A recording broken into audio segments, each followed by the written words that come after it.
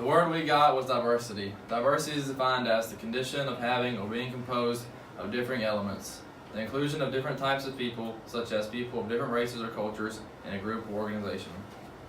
The Trump administration recently banned officials at the U.S. Centers for Disease Control and Prevention from using 7 different words. Those words include diversity, fetus, transgender, vulnerable, entitlement, science-based, and evidence-based. Some words, for instance, were given an alternative word, such as science-based was given. CDC bases its recommendations on science in consideration with community standards and wishes. Reaction to this mandate was mostly surprise and confusion, as they consider this political censorship. The CDC has banned the word diversity in its new budget proposal because it has been marked as politically incorrect. Diversity, which is defined as variation in race, gender, sexual orientation, religion, political learnings, professional and personal background, is a very important focus for the CDC.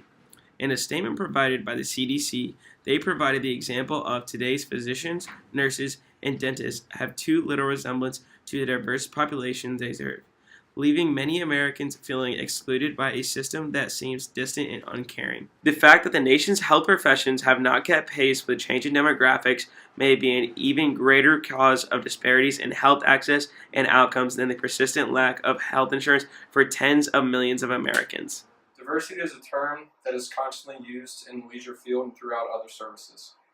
Leisure managers have been tasked to have a knowledge of what the word means and of the activities that need to be provided for different individuals. Managers need to know who the service is designed for in order to create a fulfilling experience for everyone.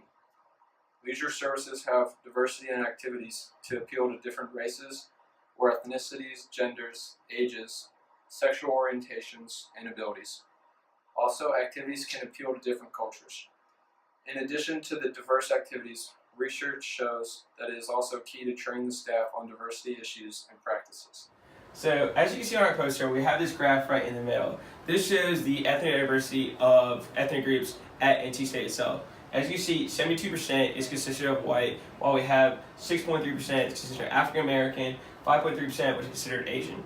If we compare this to the U.S., 72% of the U.S. is also white, but if we look at other ethnic groups, such as African American, 12.6% in the U.S. is African American compared to 6.3% at NC State. We also look at Asians. So on our graph, it's 5.3%, but in the U.S., it's 4.8%. So some of the effects we found, organizations would no longer promote diversity and difference. Also, organizations would no longer strive to include everyone. Certain ethnic groups would feel neglected because there would not be an emphasis on diversity. So our recommendations consist of the organizations need to do their best to promote experiences that appeal to everyone. Also, organizations' advertisements need to reflect a diverse population instead of simply promoting the word diversity.